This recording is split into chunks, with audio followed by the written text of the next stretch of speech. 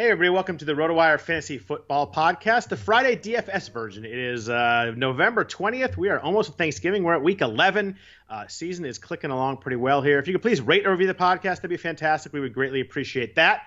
It goes a long way towards helping people find the podcast, helping people like the podcast. So we would appreciate a good number of stars there if you do enjoy listening to us all year long. I am Scott Jenstad, joined as always on Friday mornings by Andrew Laird. Andrew, we were just talking about all kinds of stuff going on. This is a different slate, I guess I would call it. People always go with interesting or weird. I'm going to go with different. We've got a lot of big name teams that aren't playing on the slate. Last night we had the Cardinals and Seahawks play. So there's a couple of teams that you either want to target or target against in a lot of games. The Chiefs play on Sunday night. So it's a lot of big names are off this slate. There's a couple of really huge name running backs. I think they're going to be pretty popular, and then we've got a lot of cheaper guys to talk about. So it should be fun. It should be different. I think there's a lot of spread percentages around the slate as opposed to last week when we had a lot of Mike Davis and Aaron Jones over 40% in a lot of GPPs and way higher in cash games. So, but more than anything, before we hit the week 11 slate, how are you doing today? I'm good. I was just thinking earlier, as there was news that Myles Garrett was added to the COVID list today. But if you at the beginning of the season, I think we weren't fully convinced that there would be a week 11, and COVID's actually significantly worse now than it was then, and yet here we are in week 11 with really no signs of slowing down. So. Do you feel like we're like a domino waiting for a whole bunch of things to fall, or do you feel like there's going to power through? Can it be both? My answer was going to be because I think it's both. It just seems like the NFL is going full steam ahead here. No matter, we're seeing more and more cases, and guys are just kind of going home and doing contact tracing. And we saw with the Niners-Packers game a couple weeks ago where they're just the Niners were missing half their offense. Yeah. And they went in and played it. So I feel like both is the right answer by you.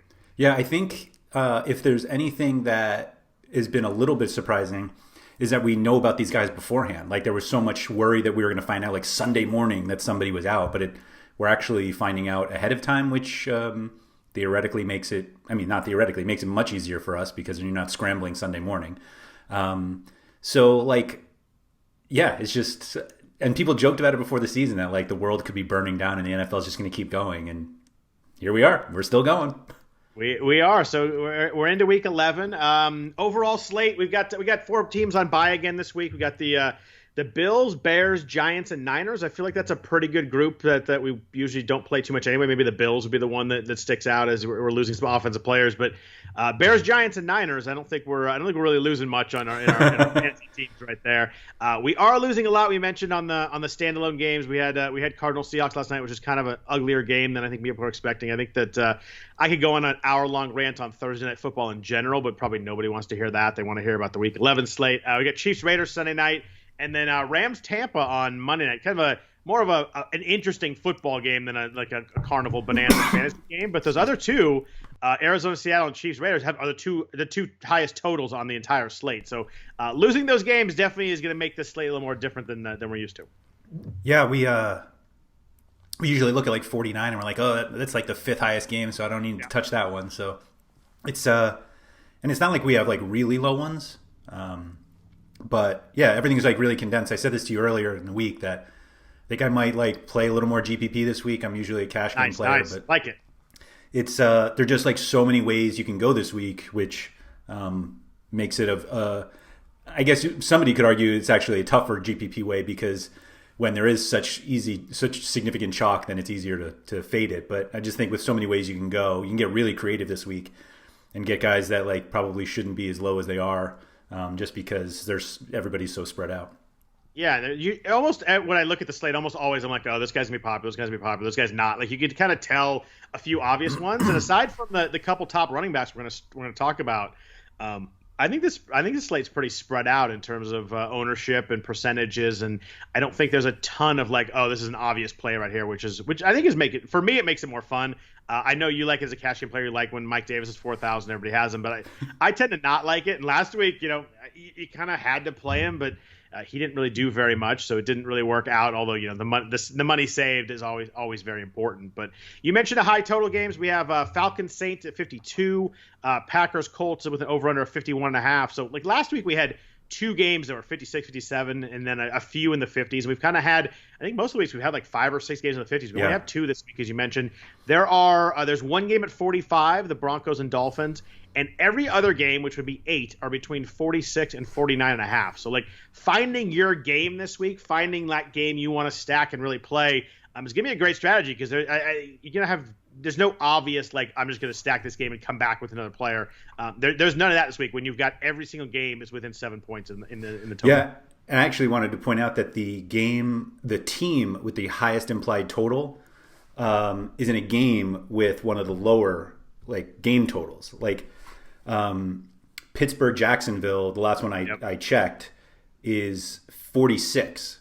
But with Pittsburgh minus 10.5, they're 28.25 points are the highest implied total of the slate. So like even just ignoring like if you're like, oh, that game has too low of a total, but it's like actually the one team has the highest total team total of the slate. So you can really play around this week. So what you're telling me is you're just going all in on James Conner. That it's funny you say that. So like that James Conner specifically is the reason why I was like maybe this is a better GPP week. We'll obviously like get into running backs, but like so last week or 2 weeks ago was David Johnson concussion 2 weeks ago? Yeah, 2 weeks ago. Yep. So it was like David Johnson that week made like a ton of sense. The Texans were heavily favored. They were going to give him a bunch of carries. The same thing applied to the Bears. They weren't quite as big a favorite, but like David Montgomery made a ton of sense that week.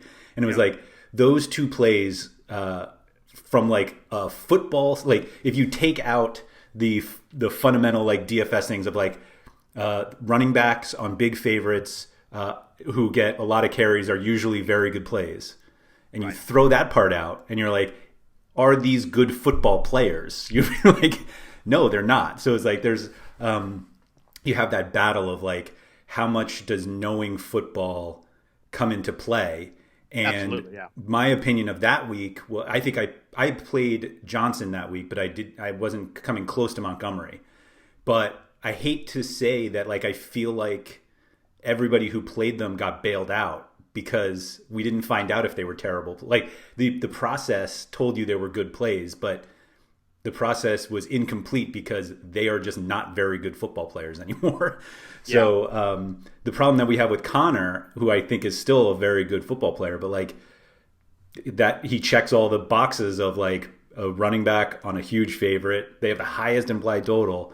And it's like, do I really want to play him? Yeah, and he's not that cheap. And we'll get into when we get into running backs, that mid tier is a spot that I have a lot of trouble with this week. I like the expensive guys. I like a couple cheap guys, but the mid tier I can kind of poke holes in everybody. So let's jump into running backs. We have 2 obvious ones at the top. I want to hit those first. We have Dalvin Cook against Dallas and Alvin Kamara against Atlanta. I do have to note that Kamara missed practice yesterday. So I think that today is a pretty big day for Kamara in terms of is he going to play. I think he's still going to be fine. I think it's probably a workload thing, but he's got a little bit of foot injury, so worth checking. But both these guys are big name guys, really good guys that are good every week, and they have great matchups this week. I mean, Cook is against Dallas. Nice game trip, 7.5-point favorite, the Vikings in that game. He only had 96 yards last week against the Bears. He had 30 carries, so it wasn't really an efficient game for him. But I mean, we're talking about he's off a 22 for 206 against Detroit, a 30 for 163 at Green Bay. So I mean, this is a guy that has been awesome. I think last week was the first week he hadn't scored. Any worry, first of all, on Cook about 34 touches last week on a Monday night coming to a short week? Does that play into your mindset at all when you decide on this week? No. Okay. I don't think it does me either. That's a lot of touches. And maybe if they get up, 21, maybe they go with some Alexander Madison down the stretch. But I'm full in on Cook this week. I love Cook anyway, and we've talked about Cook many times.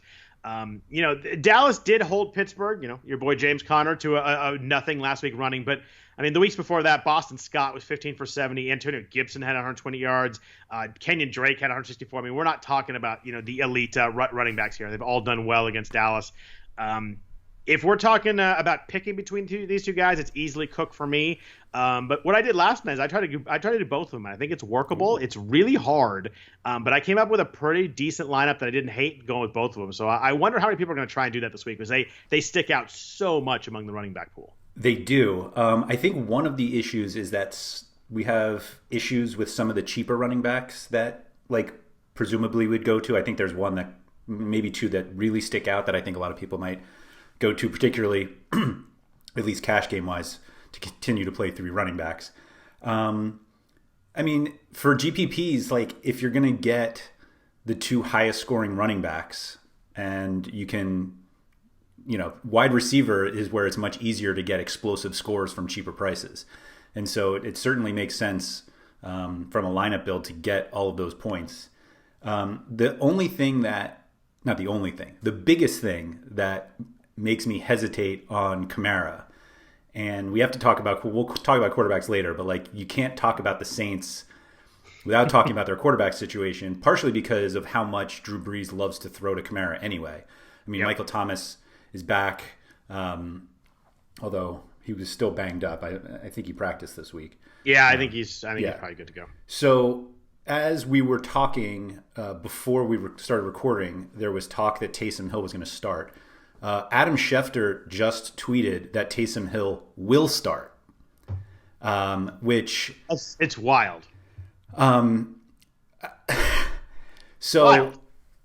How much does Hill starting affect Kamara? Because it seems like Winston starting would affect him in the passing game, just because like he's so different than Brees in terms of like wanting to throw downfield and willing to take chances, whereas like Kamara is this definition of a security blanket.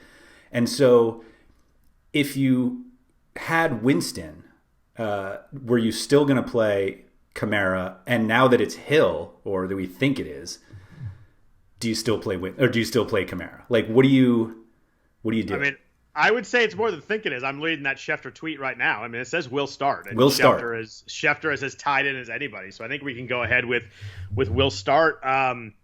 Hill took all the starter reps at practice this week. Like, I think it's insane. I don't know. Sean Payton and Taysom Hill is the weirdest thing in the NFL, maybe. Like, I just don't get it. I'm actually bummed because I was really looking forward to fading Jameis because I think he was going to be popular. And a quarterback, you never get super popular, but I did not like him as a play at all this week. Even the 5,900 price, there's quarterbacks that I like below and above him that I liked more. So I'm a little bit bummed about that. I really wanted him because I thought he was going to start, and then I thought Hill was going to come in so much and mess so much stuff up, especially in the red zone, that I thought Jameis wasn't going to work very well. But I wonder with Hill, like they're going to have a lot of these gadget plays and stuff, and that can't be good for Kamara, right? Like they're going to have stuff where Hill runs or they do some weird throws. Maybe it opens up running lanes for him with a quarterback who's a running threat. We see it with like Kyler Murray, and you run that read option. We see it with Miami. We'll talk about them later too. With Tua, like they run so much run options. I watched Miami last week, and you can just see that defensive end. He's got to make a decision, and you kind of take that one guy out. Like that defensive end can't make a play on the running back because he's got to make sure that Tua's not running wide. I'm just using Tua as an example because I happened to watch that game last night, but I don't know. It's a weird situation. I think it might be probably better for him running, but worse for him catching would be the way I'd look at it. But like you look at Kamara, like last week he was 8 for 15 rushing, and against the Niners team that's banged up, you're like, oh, he must have had a horrible game. He had 7 catches for 83 yards and 3 touchdowns. Yeah. So he was awesome. Like, it's just, I mean, the targets on Kamara, 8, 13, 6, and 8 the last 4 weeks from a running back. I mean, that's like almost McCaffrey level kind of stuff. And the Falcons are good against the run. They're 3.6 yards per carry. So they play the run well. But I thought that, as long as Kamara was getting dump downs from Jameis the whole game, and Jameis likes to push it more, but I think that Peyton would have made it so there were plays that Kamara caught the ball. But it's weird. I think it makes me like Cook even more against Kamara with just the not knowing what Taysom Hill is going to do. And, Atlanta has not allowed a 100-yard rusher all year. So if we're looking at rushing stats, I don't love that. But I'll probably have to read up more on it. But my initial take, we're kind of getting this live, is that it makes me like Cook even more over Kamara than I did before. Yeah. Adam Levitan tweeted that Taysom Hill has played 83 snaps at quarterback over the last 2 seasons and has thrown 11 passes. This is crazy. I mean, it's not as crazy as Sean Payton saying that Taysom Hill reminded him of Steve Young, which was not only crazy but personally insulting. Like, you just compared your gadget play running back to like one of the best quarterbacks in the history. I think he still has like the quarterback rating in percent. He might not anymore. Mm-hmm. Every quarterback's awesome now, but like, elite inner circle Hall of Fame quarterback, and the fact you even put him in the same breath is insulting to me. It pissed me off. But the whole thing is weird. I mean, make sure it makes this game interesting and watchable. But I don't know. Do you think it's like he's going to start and run 3 plays and then bring in Jameis for the rest of the game? Like, is that possible too? It seems like if he's taking reps at practice that they're going with him, right? It just seems so sloppy of an idea. Like college teams do this sometimes, but like it never works. It never works. Florida had a year a couple years ago. They were awesome, and they had rotating quarterbacks, and it just messed up the entire. Like, it just doesn't work. Yeah, you can't have a guy get one series and be like, all right, you're out now. You're just like, it doesn't work. Wasn't it Cam's freshman year at Florida? Didn't he go to Florida? He did until he stole a computer, and then he transferred to Auburn. Tebow couldn't have been there, but no, it was. I think you're right. I think it was Tebow and Chris Leak is probably who you're thinking of. Maybe whoever it was. Like, it doesn't work, and so to expect it to now work in the NFL, I mean, it just seems wild to me. I just don't think, certainly in cash, you can pay $9,200 for Kamara with that much uncertainty. If you think that like the way they get around all of this is let's just get Kamara the ball as much as possible, like I guess you can try to convince yourself that, but it just seems so stupidly risky in cash and perfectly risky in GPP. But like, I mean, we'll get to Taysom Hill, I guess, if we talk about it in the quarterback or the tight end section, but like everybody should play him on FanDuel where he's a tight end because. So it's funny you said that. I was just looking. I knew he was a quarterback on DraftKings, but I thought he was a tight end on FanDuel.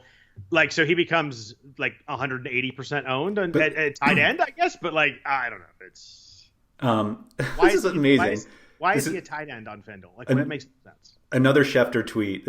I apologize for everybody listening. This is like coming in as we're taping. Jameis Winston will not be part of any offensive packages Sunday versus the Falcons. Why the hell did they sign Jameis Winston? If he's not going to start over Taysom Hill, why is he even? It makes no sense. It's just. My favorite thing is that Taysom Hill is 30. Like, he's not like fresh out of college and they're like, let's see what we got here. Like, the guy is 30 years old. Anyway. He's the same age as Madison Bumgarner. Like, how does this even work? Like, come on. Taysom Hill's a $4,500 tight end on DraftKings. Or on FanDuel, sorry. It's, oh boy. How much is he on FanDuel? $4,500 tight end on... Yeah. A position he's never played, keep in mind. Like, whether you want to say that he is like, what his position is, like, tight end is not one I was ever expecting. It's funny, I look because I just typed in Hill on FanDuel and I got Josh Hill, and I'm like, oh, maybe it's Josh Hill at the tight end there, but it's actually both of them are listed. Both of them, yeah. Yeah. All right, well, let's keep going with running backs. I don't want it to turn this into the RotoWire New Orleans Saints podcast, but I do want to say this. It's pretty. The total is staying at 51.5 right now. I think you said the total dropped to 41 in the last 5 minutes. I was looking for that. All right, so let's jump into running back a little further. I think that we hit the top 2 guys, but so I'm gonna make this a big tier here. I'm gonna make it's too big salary wise, but I think they all kind of fit from like 6,500 to 8,000. You go from maybe Zeke or Zeke up to like Derrick Henry. What are you doing with this mid tier? Because I'm having a lot of troubles with this tier. I think there's a lot of guys I like. I mean, you got Derrick Henry and Aaron Jones who are really good, obviously, but and tougher matchups. And Jones did not look great last week. And you've got some guys in good matchups, maybe or lesser plays. Then you've got Nick Chubb and Kareem Hunt, who both had 100 yards last week, but they're splitting carries, and it's really hard to rely on guys getting 100 yards because it doesn't work and doesn't happen. But what are you doing with this tier? Are there guys you like? Are you guys that you're really really attacking? There's one guy that I have highlighted and bolded in this tier, and that's the only one right now. But I want to hear what you got to think about this tier in the middle. I think the bummer is that we would have ignored this tier completely had DeAndre Swift not suffered a concussion. That is the key in here is that he's 6,400. He definitely would have been my favorite play. He looked great last week, but apparently Thursday he had to go into the concussion protocol, which I don't know how that. I don't know if something happened in practice or they just figured it out from him running guys over on Sunday that maybe something happened there, but. It is a bummer because I obviously if you get the news on Sunday morning, maybe that changes. But like as of right now, there's no way you can use them. I mean, it's just going in the protocol that late just freaks me out. That's really the problem is that it's so late in the week. I mostly found myself avoiding the entire range, at least for like cash considerations. Like I like the idea of Miles Sanders Chubb and Hunt, like I basically Sanders is the one that I have bolded. So yeah.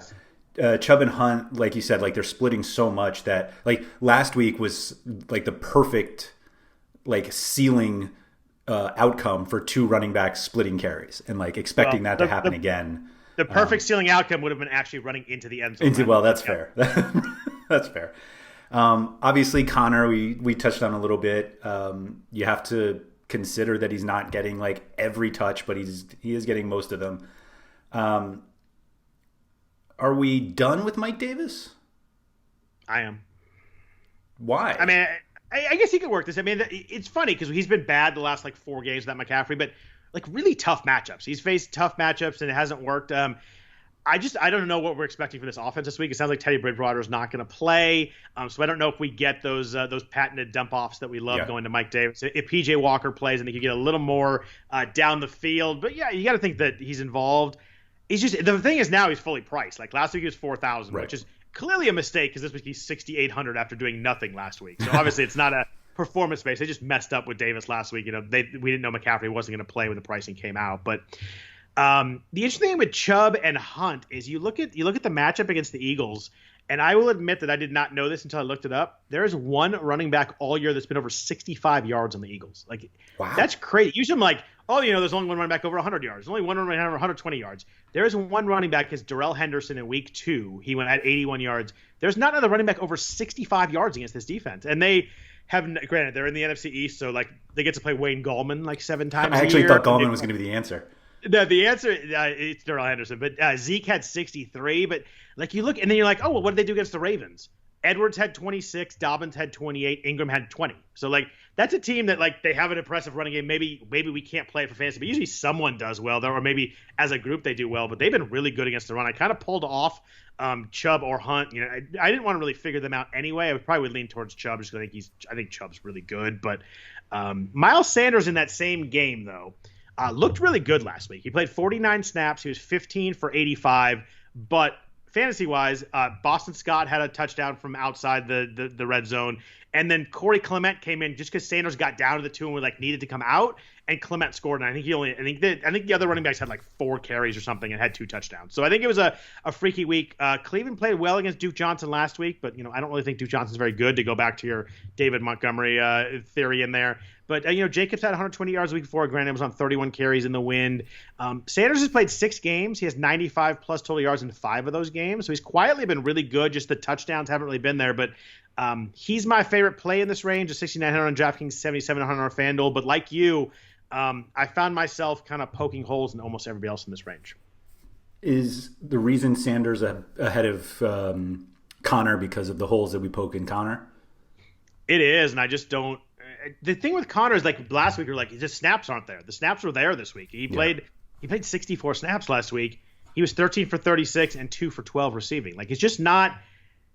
It's weird because Pittsburgh is so dynamic passing the ball, and they have 3 receivers who are, I think we can say, are all really, really playing well right now and really good. They have Eric Ebron for in the red zone. I don't know. Connor doesn't look like he has that burst right now, and it could come at any point. And he's obviously a really talented guy, but. Jacksonville was thrashed early in the run game, and they've been pretty good lately. They held Aaron Jones 13-46 last week, and I think the way to beat Jacksonville is through the air, and who knows how much Pittsburgh has to do it, but I think early on, I think Pittsburgh just picks apart Jacksonville throwing the ball. Maybe they close with Connor, but I don't know.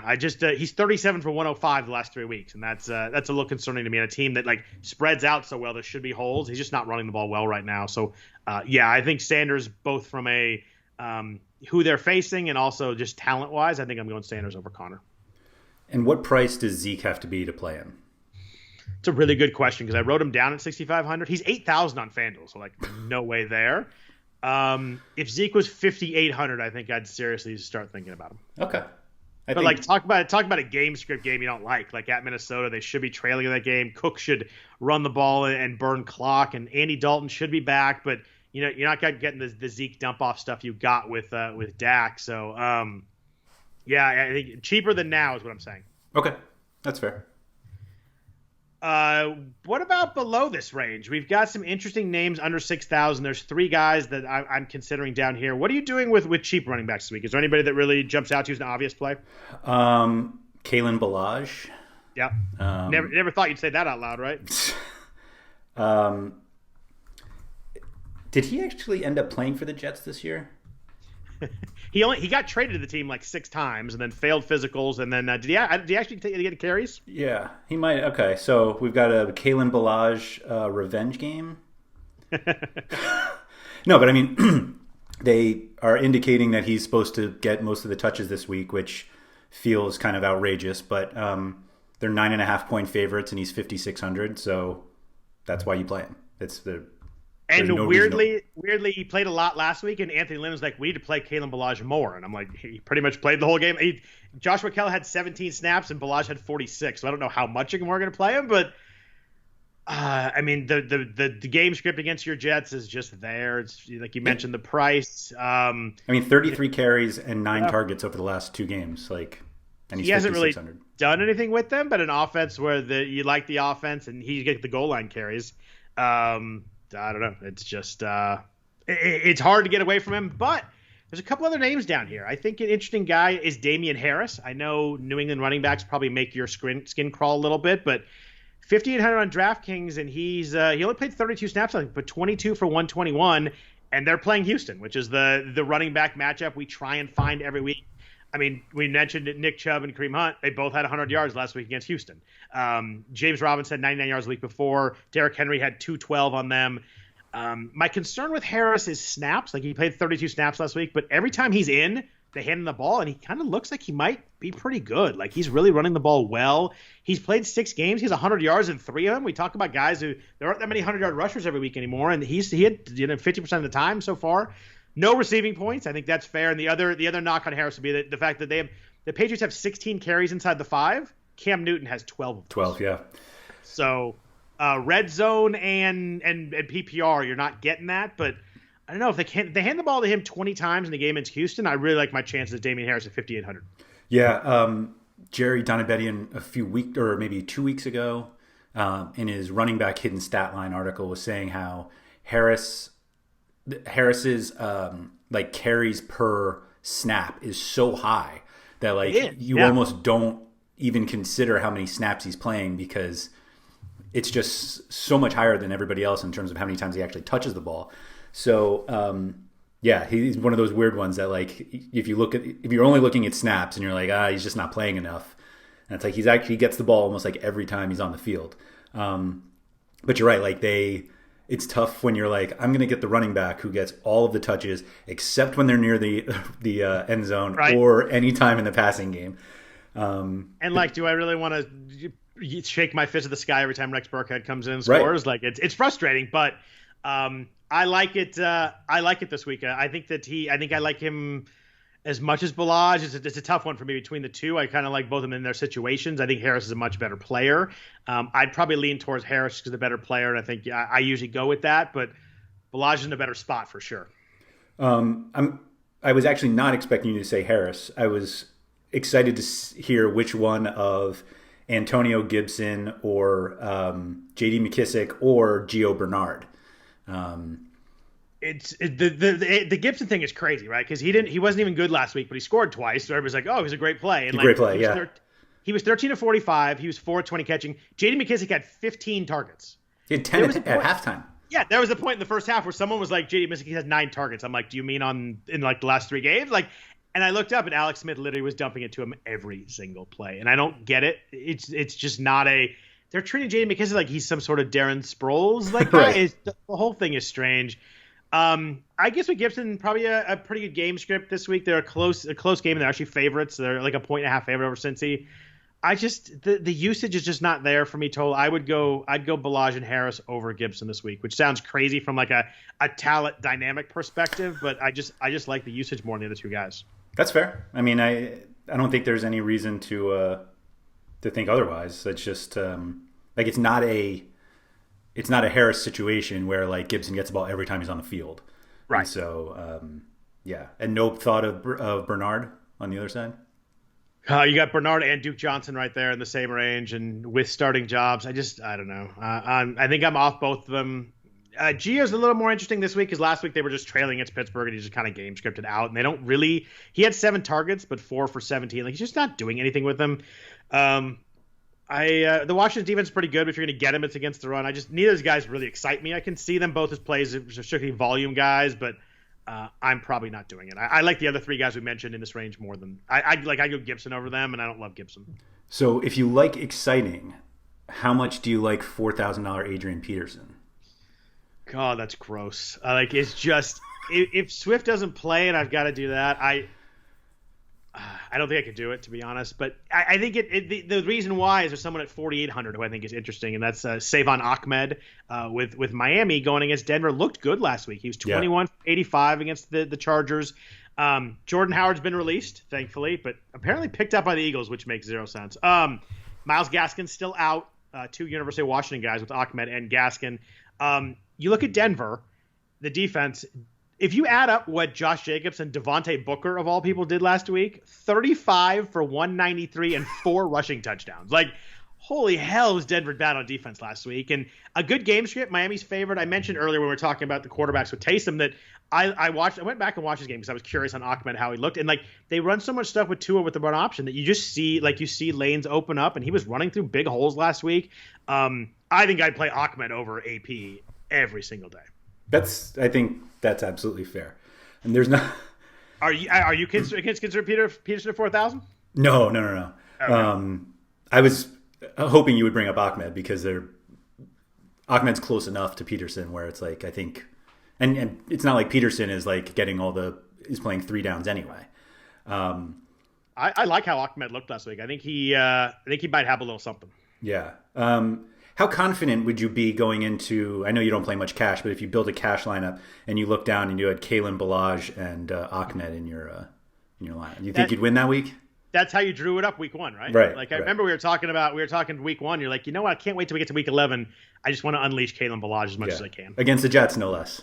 Against the Jets, no less. So, interesting running back week because I think we've got the 2 studs at the top, and then we've got 4 or 5 guys down here that either both of us like or one of us like, or you can make cases for. And then the middle ground is kind of dead. It's going to be interesting to see ownership percentage. I think the top 2 will have a lot.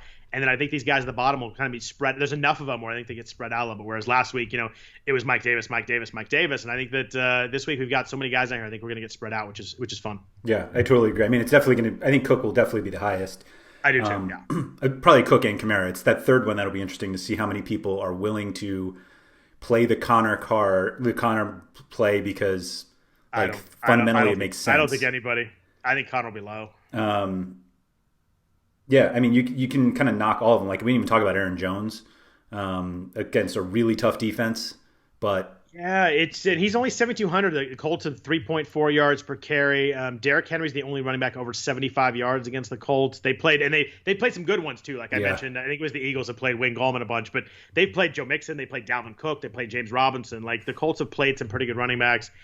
The thing with Aaron Jones is it's back to the touchdowns. He's got to score to really work because Jamal Williams gets some work in there, and Rodgers is so on fire throwing the ball right now. If Devontae Adams, we get to running receivers, if Devontae Adams does not play, he didn't practice yesterday. I think he's going to play, but if he doesn't play, does that make you think maybe I need to get Jones in there because you're just going to see a lot more touches in the passing game, and maybe they kind of change the game script a little bit? Probably not enough for me. Okay. That's fair. That Colts defense. So was it last Thursday that they played the Titans? Yeah.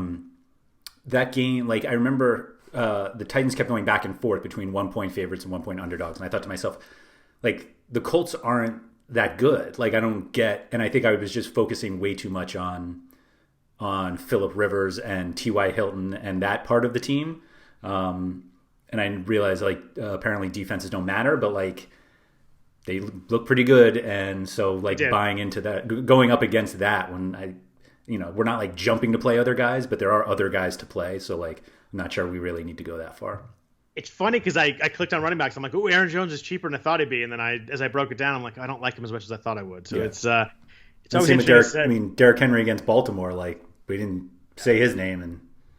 Yeah, I mean, volume is always there. I just, New England ran the ball pretty well on Baltimore last week. We mentioned Damien Harris, but overall they've been really good against running backs. And with Derrick Henry, it's so volume. I want games where they're ahead, and I don't think they're ahead in this game. So I'm probably not going to pay the price this week. I think that's right.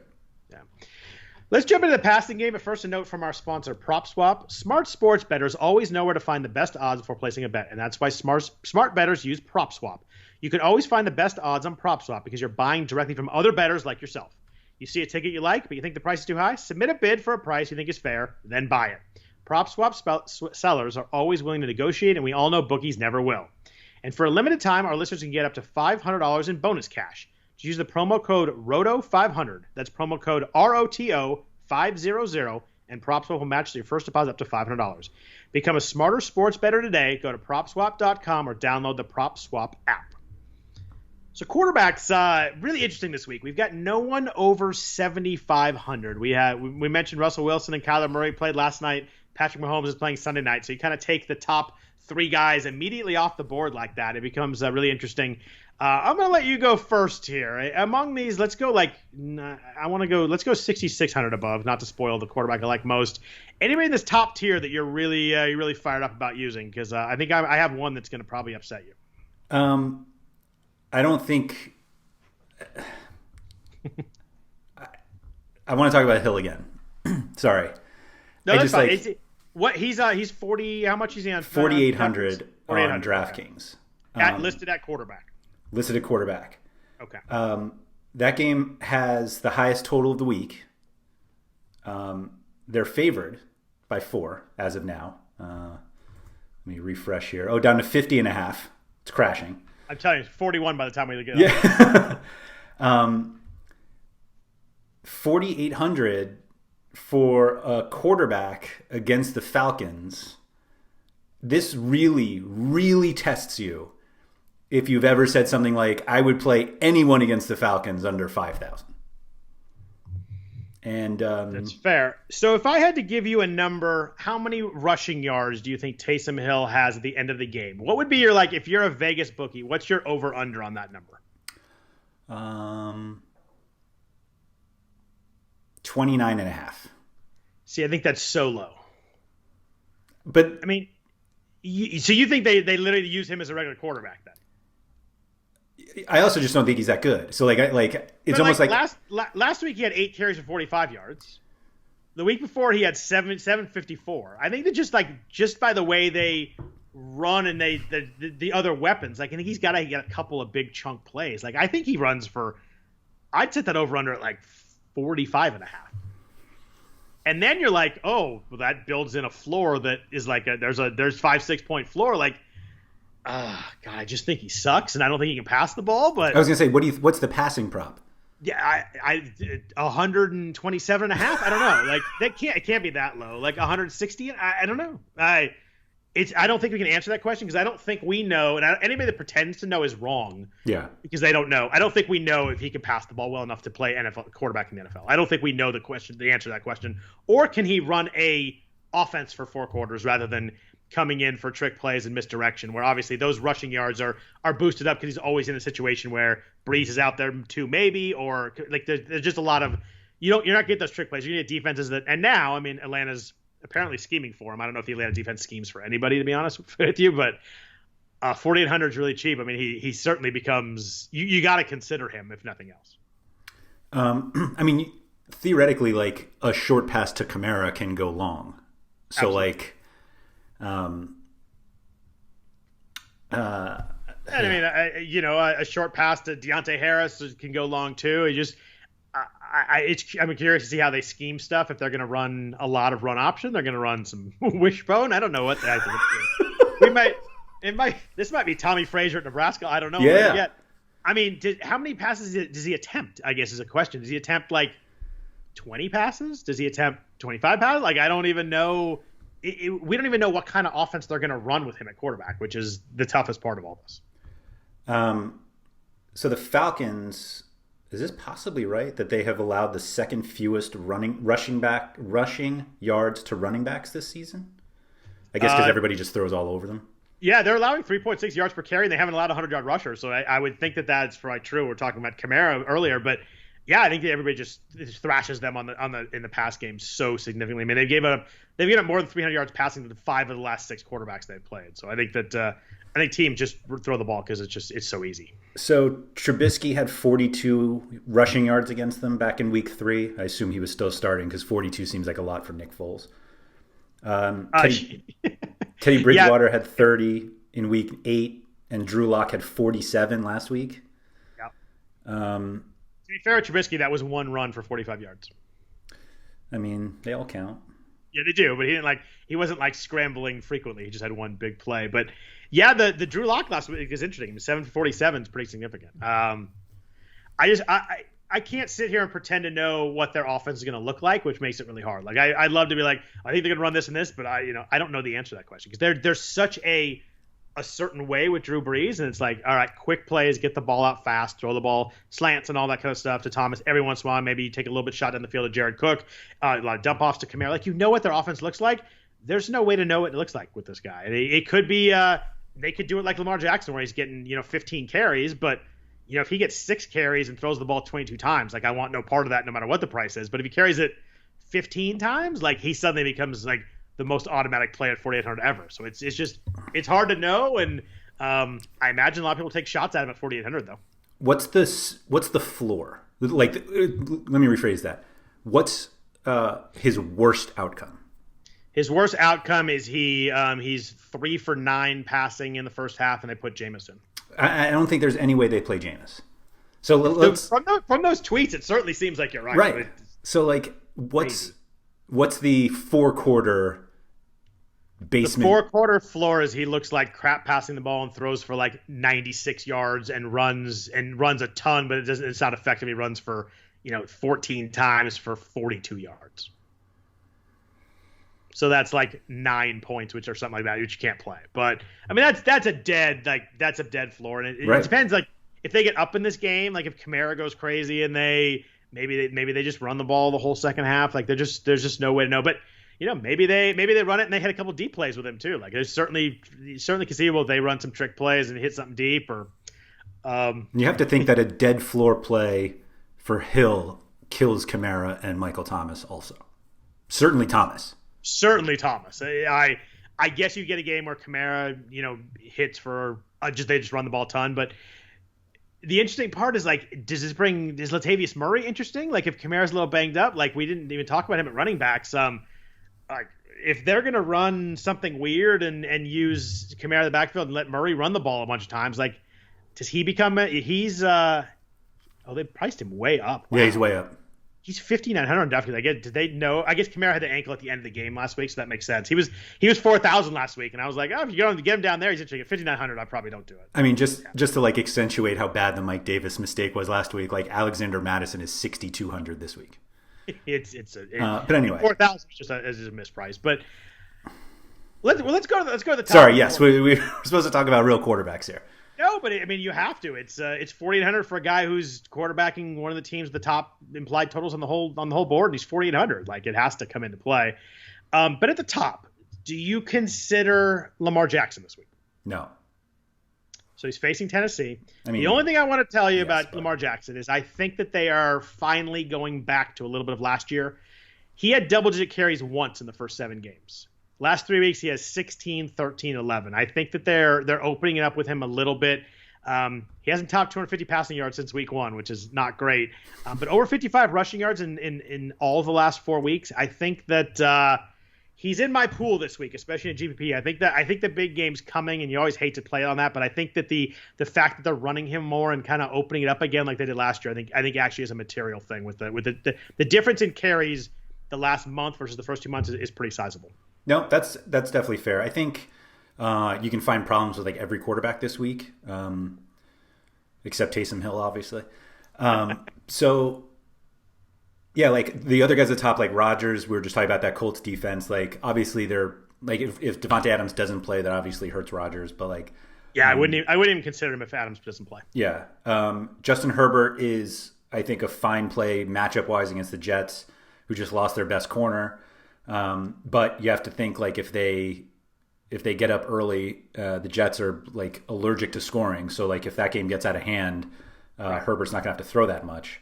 I mean, only 32 times last week, I guess. He did have that rushing touchdown, which helped.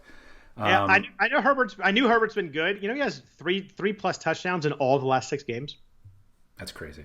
Pretty wild. Last week one was rushing, and he got the goal line look there. He got the sneak, but I love Herbert. The point you make about the Jets is true. Like if they're up 24-6 at halftime, they just hand the ball off and they can spread it between the running backs, and you just wonder there. But I think Herbert is a very live play, 6,800 with a ton of upside. Sure. But there is that issue with the game script is definitely probably the worst on the slate. Yeah. And then, Roethlisberger, I think is a perfectly good play. He has obviously all of his 3 receivers healthy right now. We were talking about how much Connor's been struggling.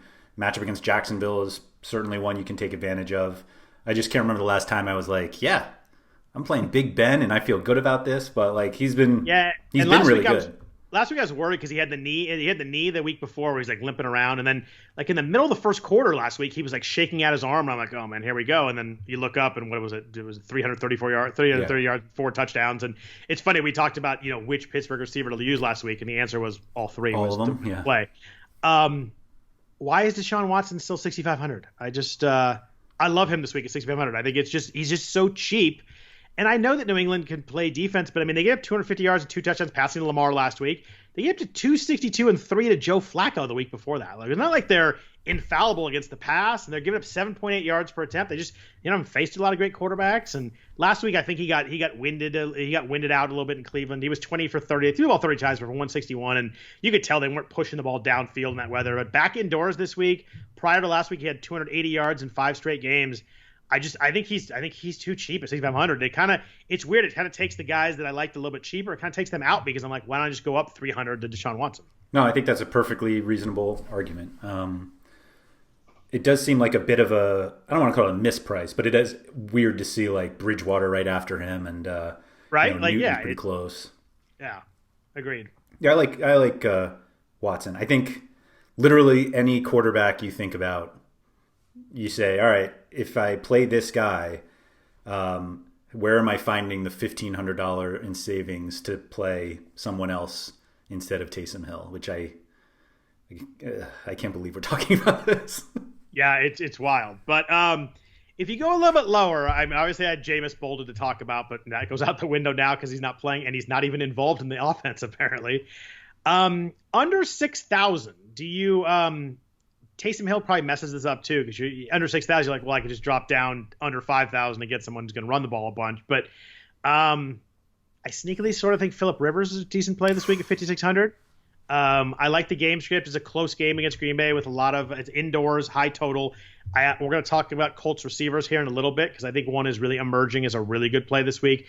Green Bay doesn't pressure very well so far this year. I think that's the key with Rivers is if you get him some time, he'll be all right.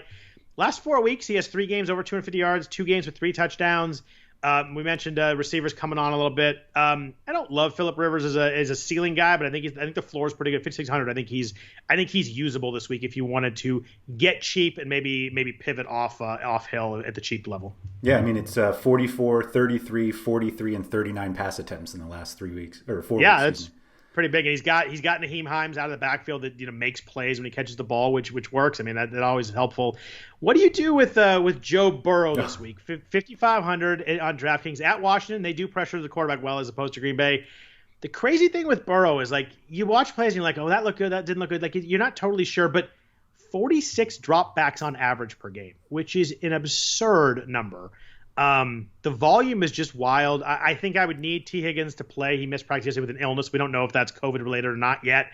What do you do? Do you consider Burrow at all at 5,500? I didn't really. Okay. I was kind of intrigued with Tua, just the idea of Tua, but not that it felt like I probably would have played Winston over Tua had Winston apparently been a starting quarterback in the NFL. I think the Tua thing seems more fun than the stat line actually.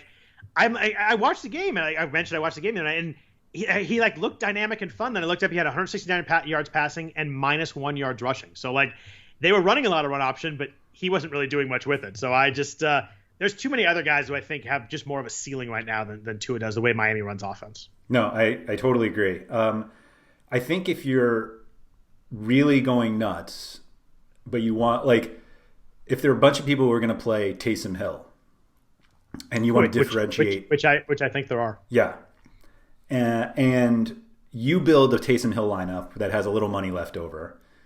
This is for tournaments. Please don't do this in a cash game, or if you do, please post your head-to-heads.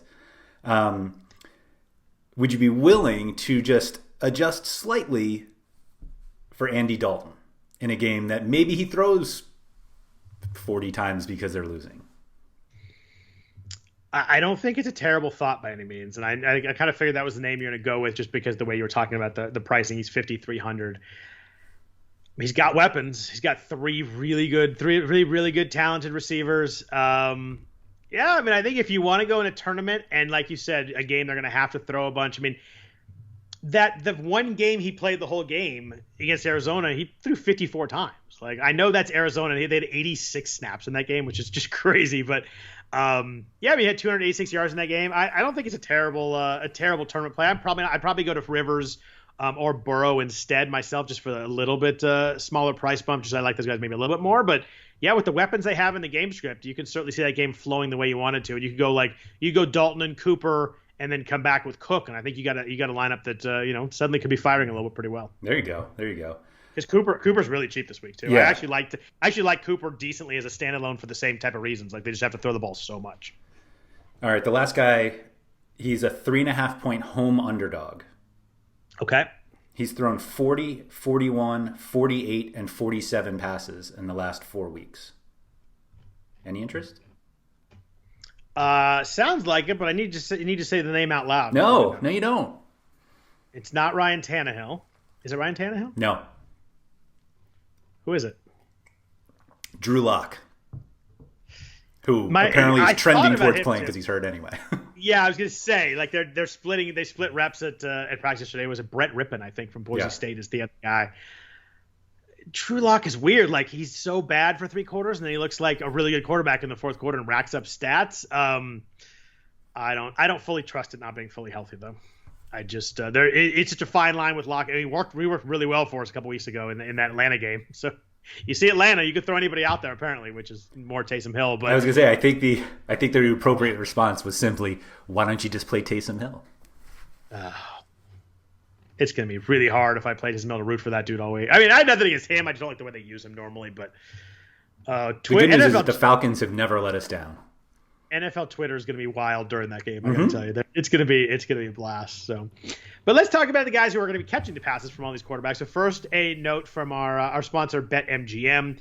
Sports bettors know that magic happens when you turn a hunch into action and apply the right amount of expertise. That's why BetMGM has teamed up with RotoWire to offer new BetMGM customers a free 6-month RotoWire subscription when they place their first bet. Register on the BetMGM app or website, and once you make your first sports wager, you'll receive a season's length of RotoWire's unmatched sports insights.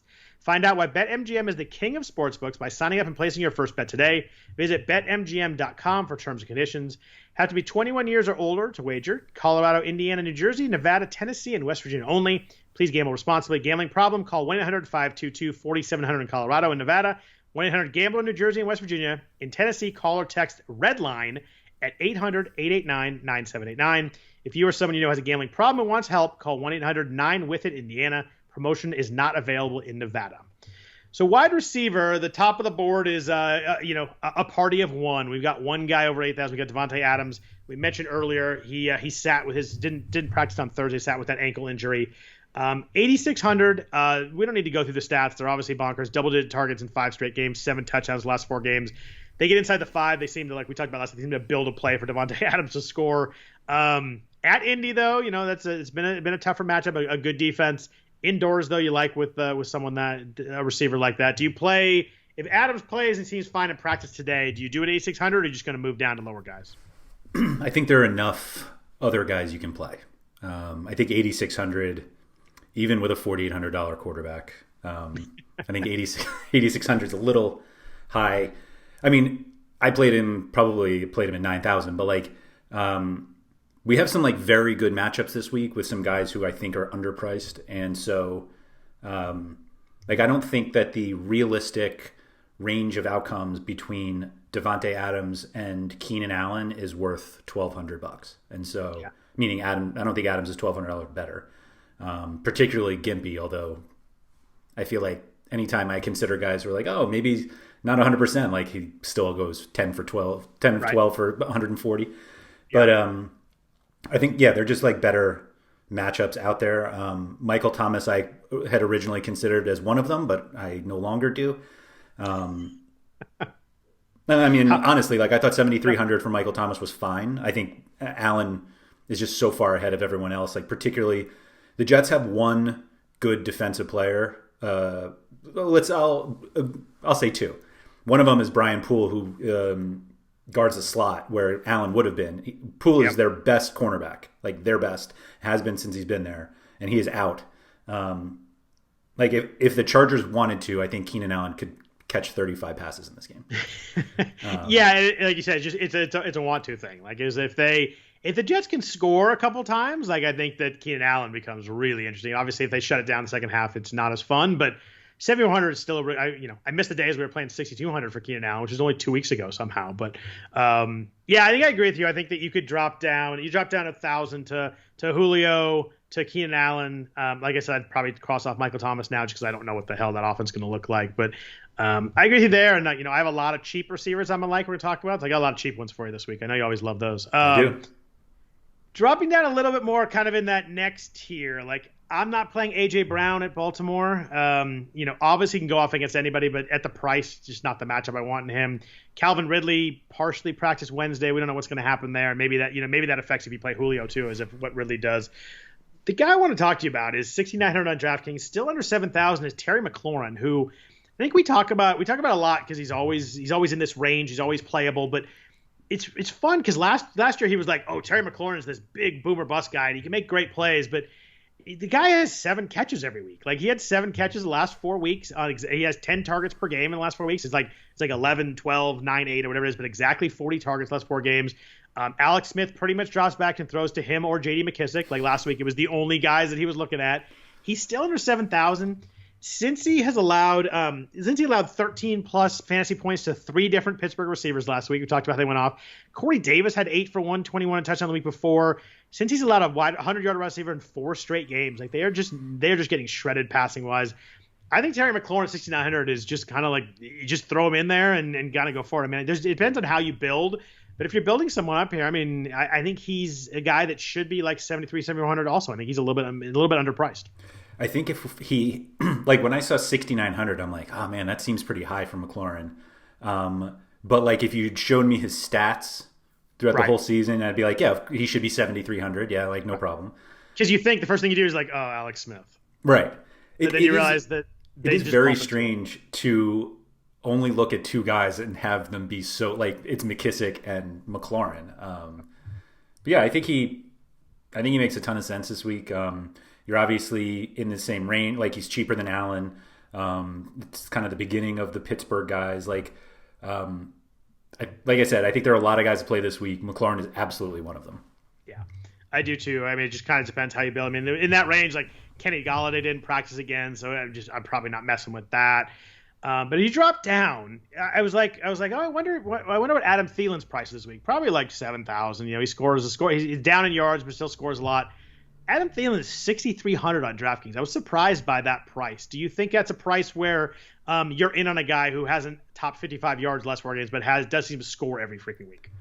I went to the guy who actually does catch the passes. Like I think Justin Jefferson at 6,000 is pretty good. So funny you say that because I bolded Thielen. I'm like, oh my god, I'm gonna play that 1,600 for sure. I'm like, oh, Justin Jefferson's cheaper. So yeah, I think the only hesitation I had is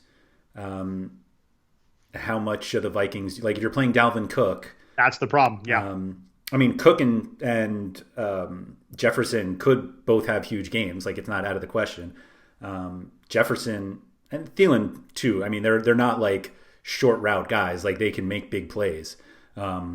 So it's not like you need 15 targets for Jefferson for him and Cook to have good games. But yeah, I think all of like against Dallas, anybody's a good play. So if you were playing a GPP and you're like, Dalvin Cook's going to be 47%, I want to fade Dalvin Cook. Interesting if you still want a piece of that game. It'd be interesting to go either Thielen or Jefferson, or even both of them. Dallas has allowed 7 touchdowns to wide receivers the last 4 weeks. They've allowed 6 wide receivers over 70 yards in that stretch. So there's a lot of guys doing well. Thielen leads the NFL in end zone targets. Believe it or not, that's kind of not exactly who you expect doing that. But I think if you go to GP and you do fade Cook, I think you got to play one of these guys to kind of get that leverage going the other way. Yeah, Cousins is only 6,200 too. So like, it's not like you have to spend so much to get like I think it's perfectly fine to play Jefferson and Thielen with Cousins. I don't think you need to run it back because Dallas isn't any good anyway. But if you wanted to, there are guys like we were talking about. You go Cooper's back with Amari Cooper, yeah. Yeah, so I think you could definitely attack that game if you wanted to. So the Pittsburgh receivers we talked about. Jacksonville can't stop the pass. They've allowed a 100-yard receiver in 5 straight games, which is a pretty stat that jumps out to you. We got the same 3 guys again. It's funny because we broke them down last week and we decided that all of them was the one that worked out. Claypool 6,100, Juju 6,400. My boy Deontay Johnson still the cheapest, 5,900 after another double-digit target week. It'll be boring, but I'm going back to Deontay. I just think that when he plays, he gets 10 targets. But I think all 3 of these guys are playable. It's really hard to figure out if you're trying to play one of them which one, but I'd probably go the cheapest one with a bunch of targets. I'd go Deontay myself. They should all be the same price. They should. They should all be 6,300. Just go with that. If anything, Claypool should probably be cheaper. 23 targets in the last 2 games, but 69 and 56 yards. That's what's holding him back. Obviously, he has a bunch of touchdowns under him, but the Johnson is just weird. I don't get it. But yeah, I think he's a great play. 5,900 is a pretty nice price too. He's played 6 full games. He has double-digit targets in 5 of those 6. It's not a 2 out of 3 or 3 out of 4. This is 6 games and 5 of them with double-digit targets. And in those 5, he had the one bad game. I get it, but he has 75-plus yards in 4 of those 5 games. He has 4 touchdowns in those games. We mentioned the Jaguars just struggling against the pass. I just think that I think Deontay's a really good play this week, and I think you can make an argument for all 3 Pittsburgh guys. I mean, Juju's getting a ton of targets. He's kind of turned their possession guy. Weirdly enough, he's kind of the guy that catches all the short passes, and then the other guys catch a little bit more downfield. But I would just take the $500 savings, and I'd play Deontay. I agree. I think most people go there. I think Claypool will be the lowest owned of the 3, because Juju's scoring, Johnson's the cheapest, and that just leaves Claypool. But yeah, I think that's a good point there. Anybody else in the 6,000? We talked about Justin Jefferson. I like that one a lot. The targets are a little weird. The last 4 weeks he's gone 11, 4, 4, 10. So it's a little bit strange there. It's a little Tyler Locketty. It's very Tyler Locketty. He had a good game last night.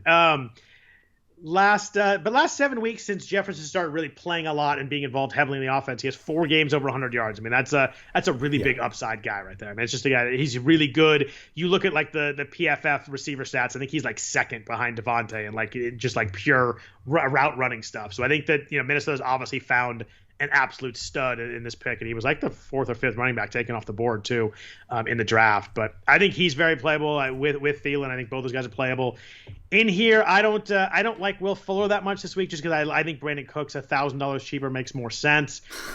Robbie Anderson, I had no idea what to expect with PJ Walker. I think that at 6,000, as much as there are weeks I've liked Robbie Anderson this year, I think without Bridgewater, I don't think I could do it because that possession, a ton of target stuff is what we liked with Anderson, and I just don't know. I don't know what you're going to get with PJ Walker. And at 6,000, I don't want to play that much of an unknown.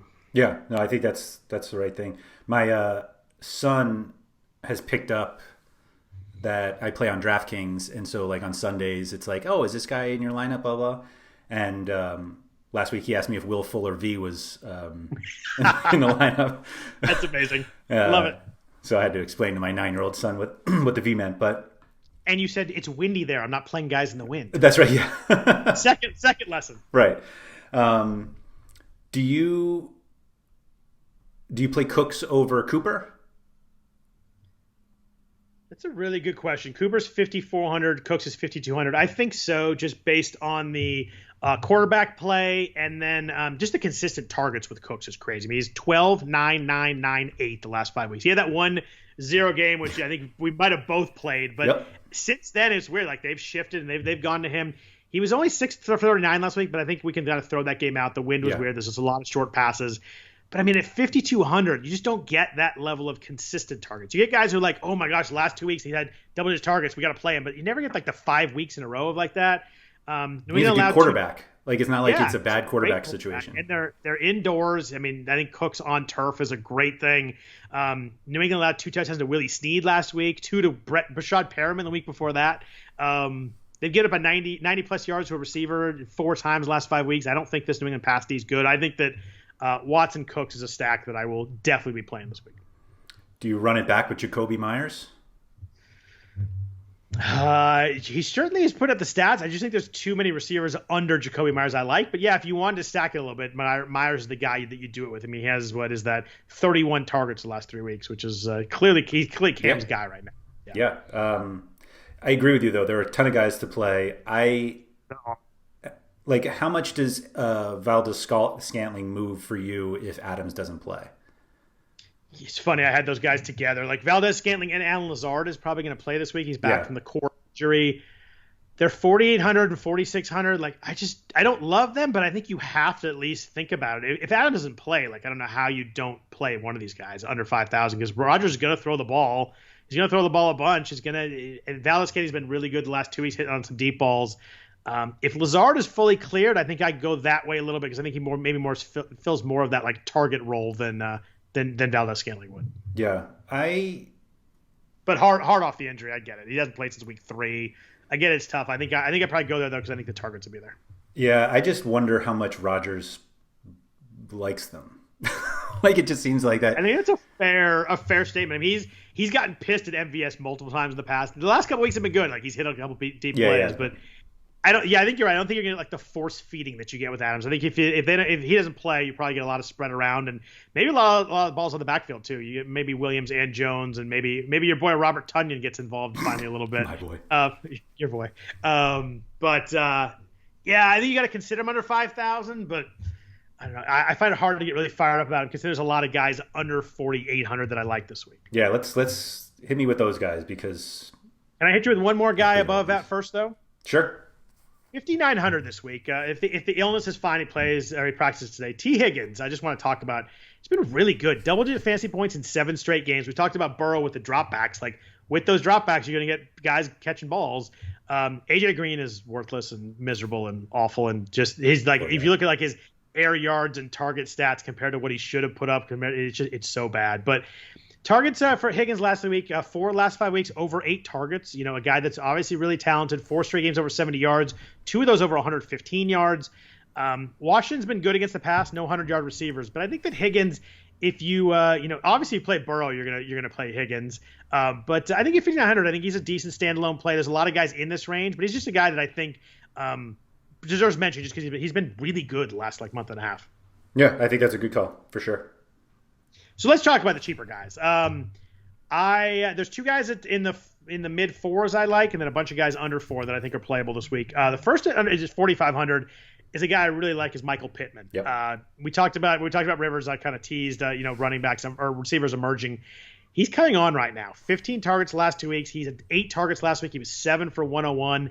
And it's always scary, but a little bit of eye test here. He looked like a really good receiver. I obviously live in LA, watched him play a lot at USC the last couple of years, and he just has that look of a guy who's going to be a really good receiver. He's played 59 and 57 snaps the last 2 weeks, which you really like. This is the game that is either the second highest total on the board. So if it's a piece of this game, New Orleans, Atlanta might drop below that by the time we're done, as we were joking around, but it actually might. He runs a lot of plays from the slot, which kind of helps him avoid Jair Alexander, which is Green Bay's best defensive back. I love Pittman this week at 4,500. I think this is the last time we'll see Michael Pittman at this price the rest of the year. I agree with you. Pittman sticks out for me. Pretty much the Colts always do, because in week 1, when I do these blind stack spreadsheet that I make, they jumped out because they had the 4th or 5th highest total, but stack wise, but depending on which players you use, they were pretty cheap. So going into this week, there are, let me see here. They have the 6th highest implied team total. The Colts do, as slight home favorites against Green Bay.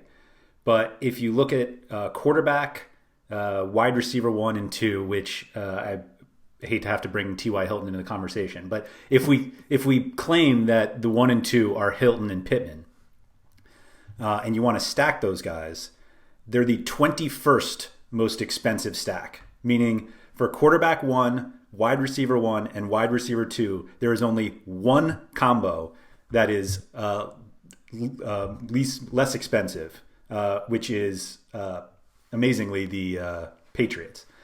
Oh yeah, all right. Actually, I think that probably includes Harry instead of Myers law firm, but the new law firm.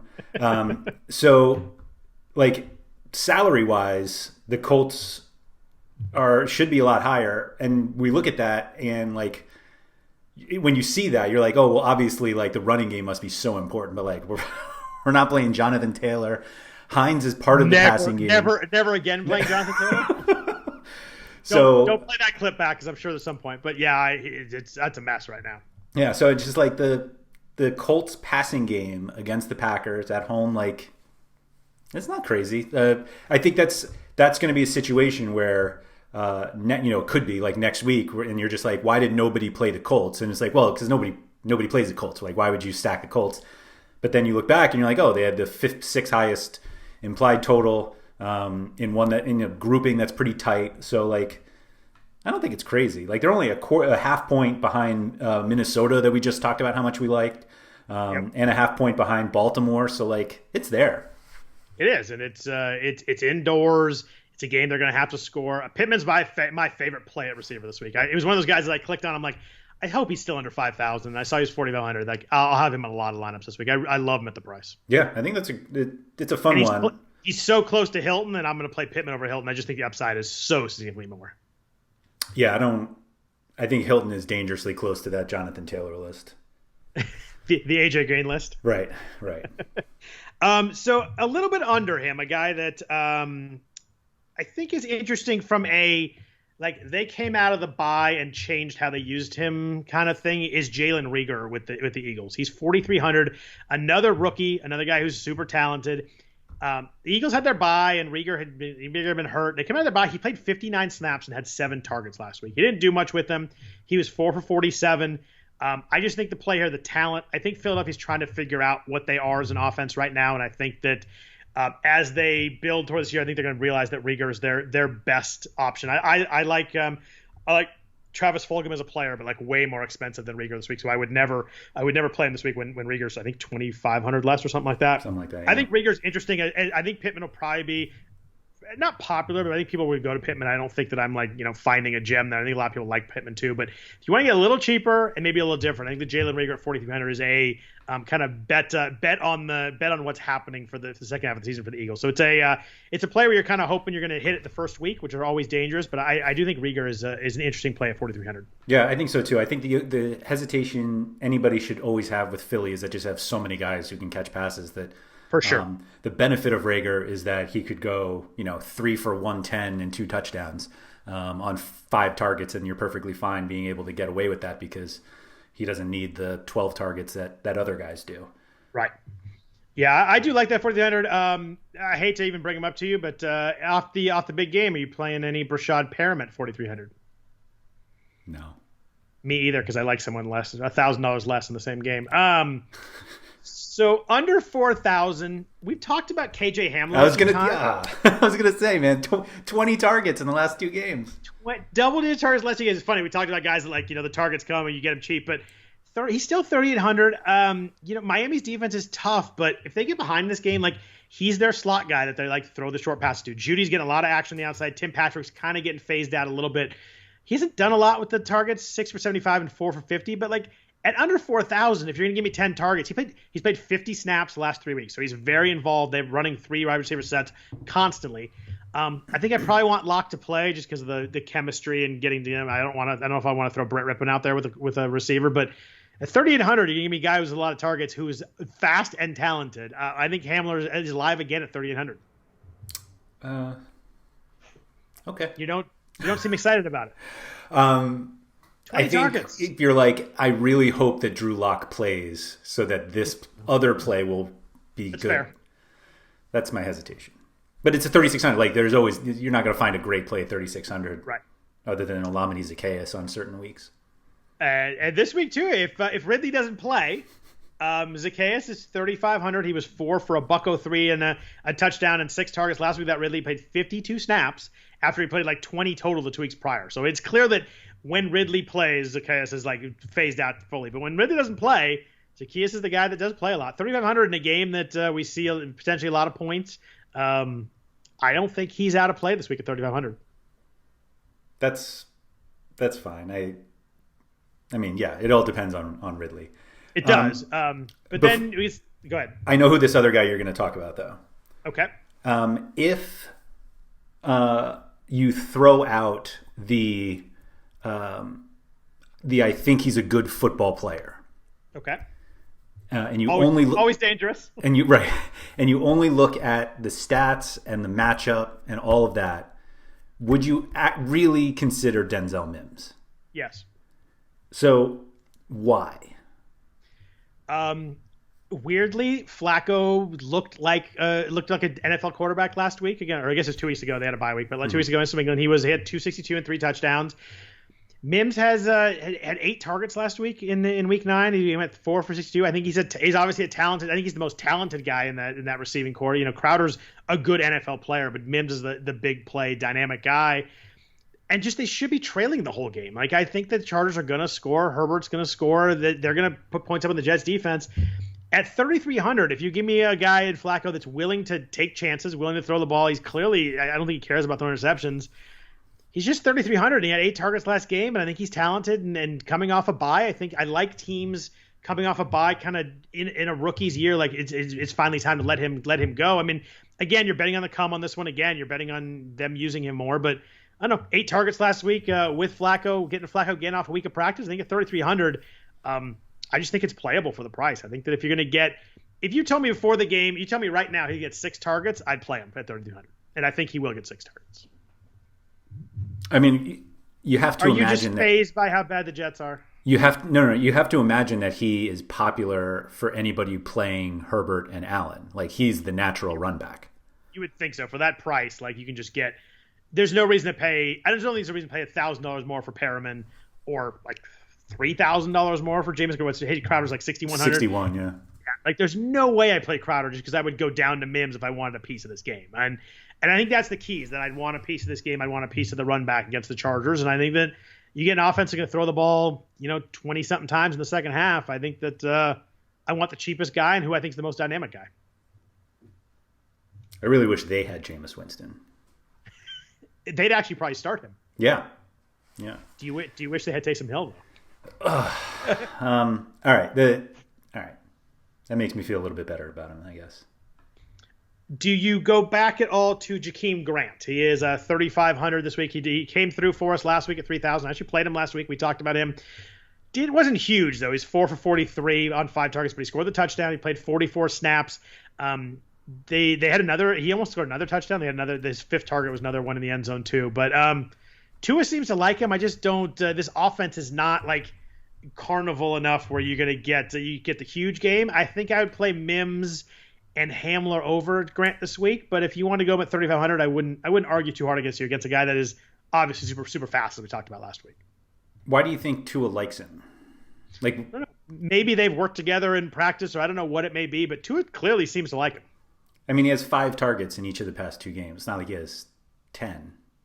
That's true, but they haven't thrown the ball very much either. I mean, considering he probably has, I don't know, I have to look at Devontae Parker's targets, but Tua threw the ball 28 and 25 times. I think that's ultimately my problem. They just don't. Yeah, I think so too. I think the way they're running their offense right now, it's tough to see a huge game out of Grant. There's enough guys down here I like a little bit more. I think is what it comes down to this week. You play Mims over him? Yeah. Okay. I'd probably play Hamler over him too. Oh, okay.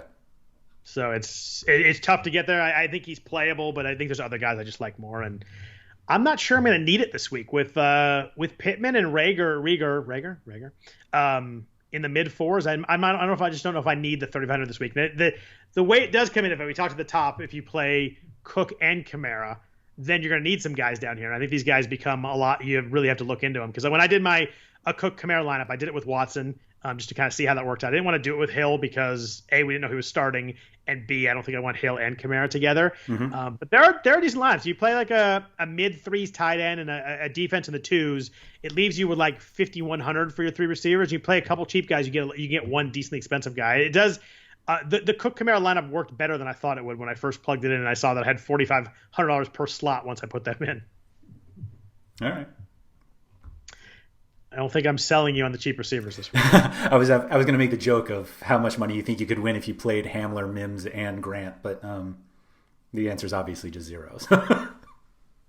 I wouldn't want all three of them by any means, but one of them with a Pittman or Rieger and then bump up to someone we talked about in the fives or sixes, I think is a lineup that it gets kind of fun. Given how many times you've mentioned it on this podcast, I just really think at some point you're going to hit 6 digits with a KJ Hamler lineup so you can buy his jersey and put him up on your wall. I'm certainly going to buy the jersey because I think I might talk about KJ Hamler more than anybody else. You think he played for the Niners? Maybe even like his coaches. I don't think they pay as much attention to him. Tight ends this week. Interesting week. We've got no Kelsey. We've got no Kittle, obviously.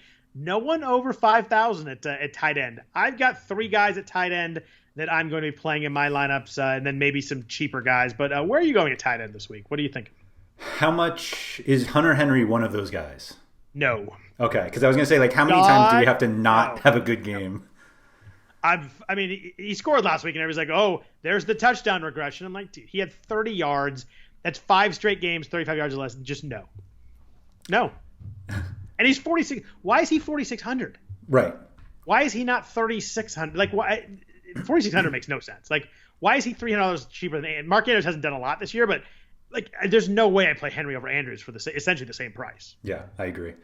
I think given that all of these guys are fully touchdown dependent for their upside, so like you're not going to get a Kittle or Kelsey 10 catch for 110 yards, although those guys probably score with those lines anyway. But like, right, of course. I think if you looked at anytime touchdown odds and salary and just took the best ratio, then that's fine. Like, I don't think there's no must-have tight end. I don't think, like, I think you can make a reasonable case for pretty much everyone. I don't think there needs to be a situation where you're like, oh, if I just need to find the 300 to get up. Like, I don't think that exists. And so I think, yeah, like if you just look who has the best touchdown odds, go nuts. I like, if Ridley doesn't play, I like the idea of Hayden Hurst too. That's one of my 3 that I had considered. Yeah. 22 targets in the last 3 games. Like he's involved enough. And so like, but he has 50 plus yards in the last 4 games too. Like we talk about these guys like touch it like Hawkinson and these guys that get like 30 yards but score. Hurst is over 50 yards in 4 straight games. I mean, that's pretty good with how bad tight end's been this year. Yeah, I think that's fair. Any thoughts on Jared Cook? So you can play 2 tight ends on FanDuel? That's a beautiful lineup. The two tight ends from the same team. You don't get that very often. That's right. Yeah, no, I'm not playing Jared Cook without Breeze. Dallas Goddard was very chalky last week. We talked about him a bunch. I didn't think he was going to be quite as popular as he was. I was shocked to see just like we were like people will play him. He's going to be popular, but like he was like 20%. I mean, I was shocked by that. I guess it just made sense, but he was 4 for 33. He got hurt early, came back, did play 62 snaps. He's dropped down to 3,800 this week. I think that he does have 13 targets the last couple of weeks. I think he's a guy that's obviously talented, was good in the offense last year. Under 4,000, I think he's playable again. I think that maybe people are off him because he was so bad last week. He didn't do very much, but I hate to tell you, but no tight ends did anything last week. The top tight end last week is 13 points.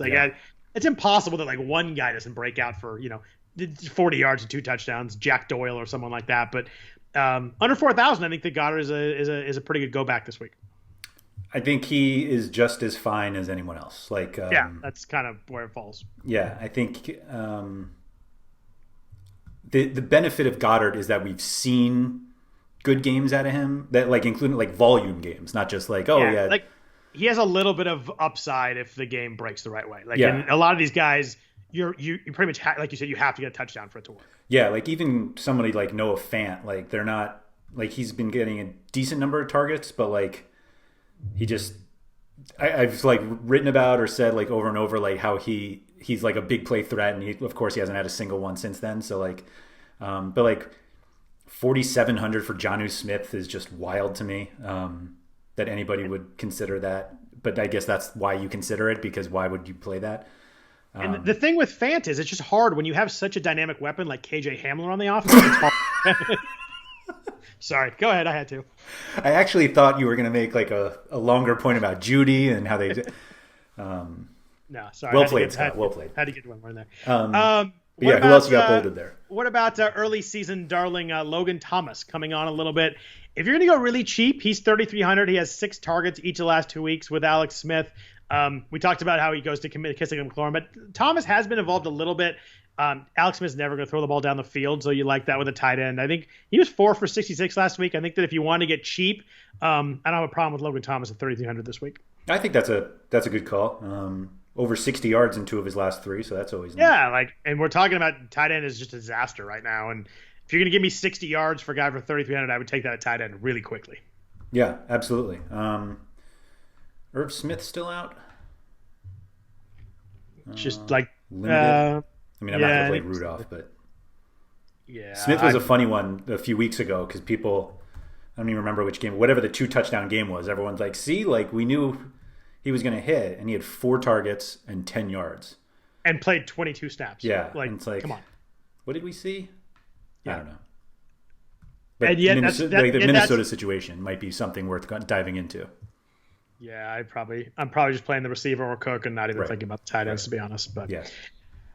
Let's jump into defenses real quick. My favorite defense got kind of shattered this morning. I've really liked the Browns this week at 3,000.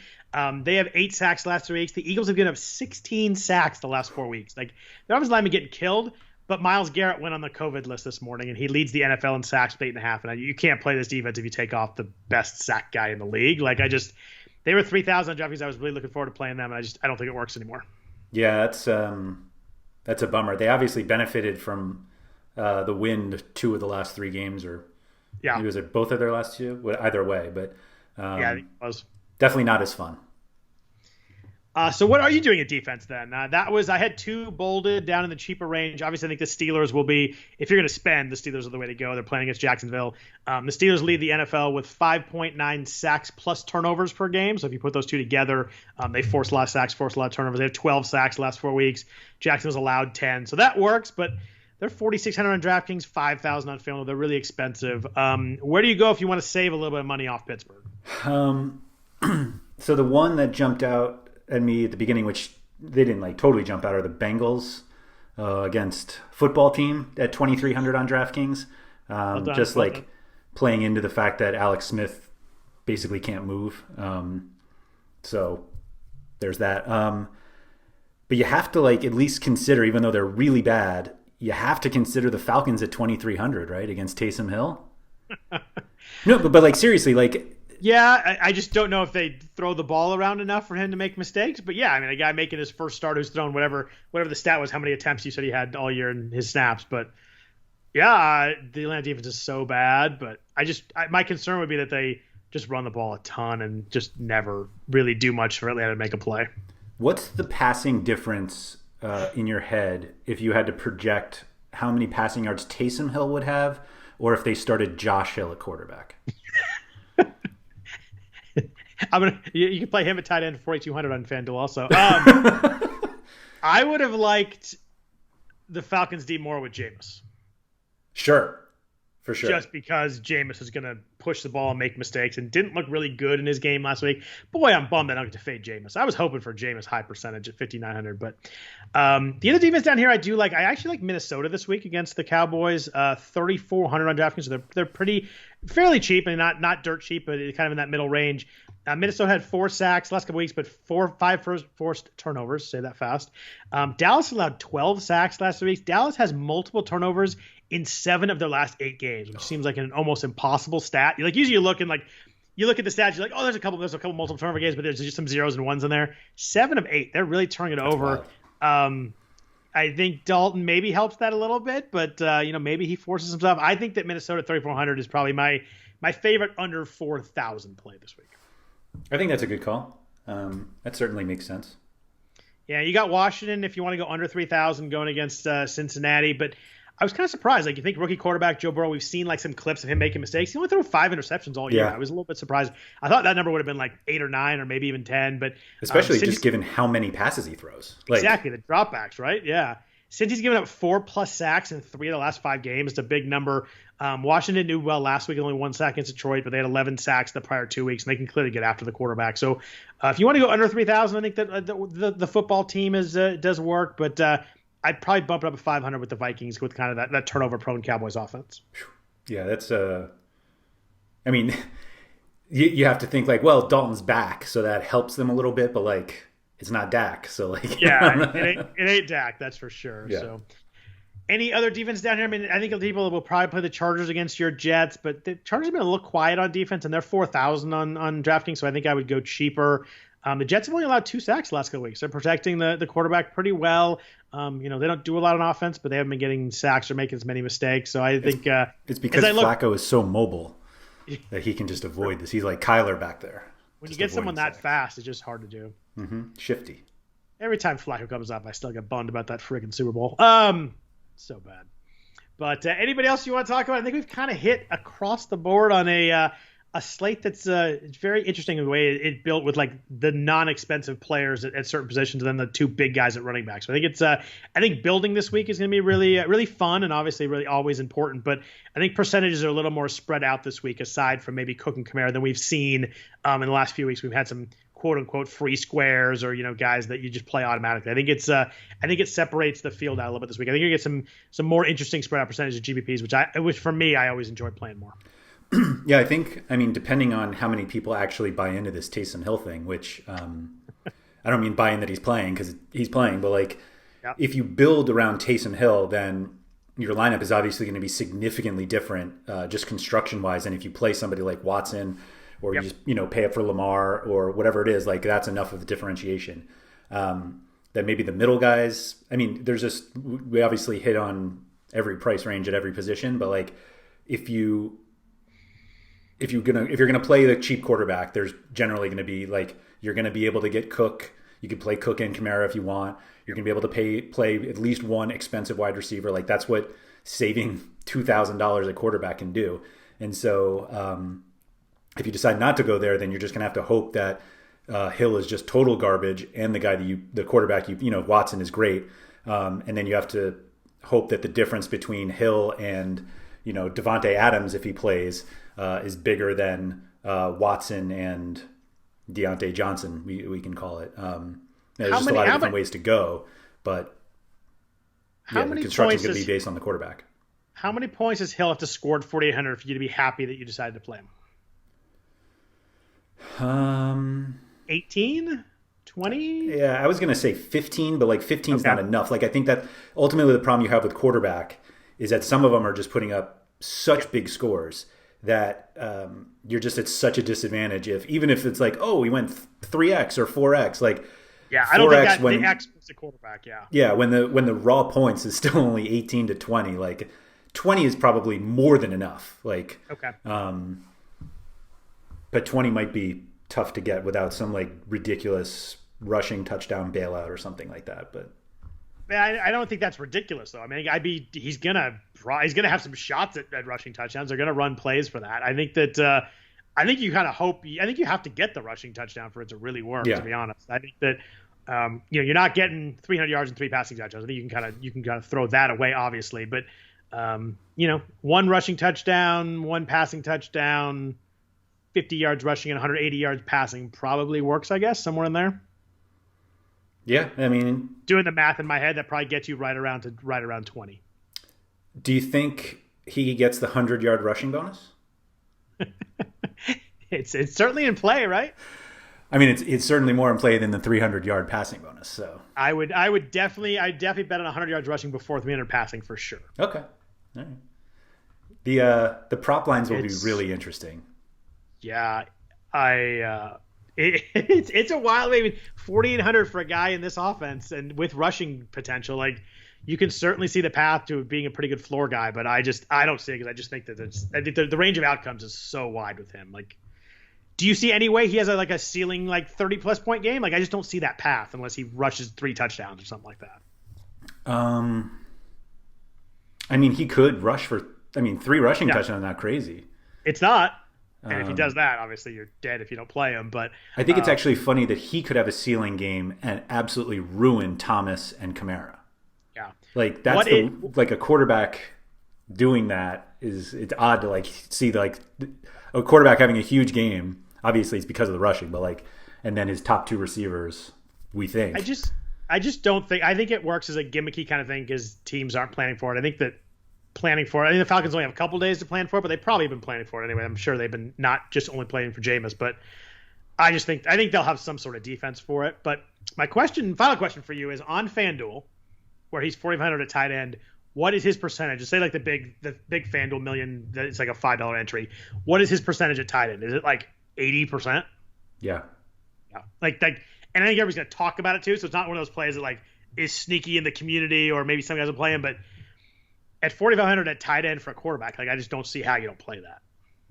In a position that's especially on the slate. It's not like It's not like you can say like, well, I know everybody's going to play Taysom Hill, so I'll play Kittle. Right. Like obviously there's a way, but like there's such a small way that the tight end, one tight end on this slate will be good enough to outweigh literally even if he's the worst quarterback in the league this week, having a tight end probably needs to score twice to like really outscore him. And especially on FanDuel where the price is a little bit higher. I mean, he's $1,500 less than TJ Hawkinson. Like, I don't know how he's $1,000 less than Hurst. He's $1,300 less than Goddard. He should be. He should be 0. Like, no. Yeah, he shouldn't be a tight end. Obviously, that's a huge. It just makes, especially with Breeze getting hurt. Like, how did you let that happen? That he's still a tight end with Breeze playing? Like, whatever, put him wherever you want. Nobody's gonna play him anyway. Who cares? But with Breeze out, like, how do you not? I mean, in fairness, it took us until 10:30 Eastern on Friday to like actually come to like find out that he's going to start. Like, even if.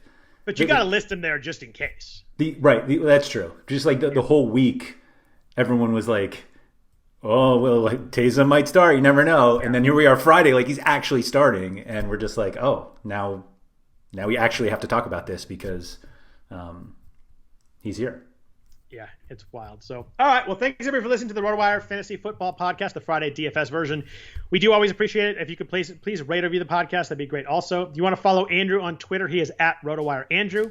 I am at Scott Jenstad. Jenstad is Jenstad. We'll obviously be talking some football on there, and we'll be talking some soccer. I'll probably be talking some basketball with the awful basketball week that I had with the Klay Thompson injury. But always be we're talking a little bit there. We'll be talking a lot of football, so please join us on there too. Other than that, hope everybody has a great week 11. We'll be back at you next week. Andrew, what is our schedule next week with Thanksgiving? Do we still Friday morning? Yes. Okay. Just wanted to make sure with you. All right. So we're back at you next Friday morning talking about week 12. Hope everybody has a great one. Take care.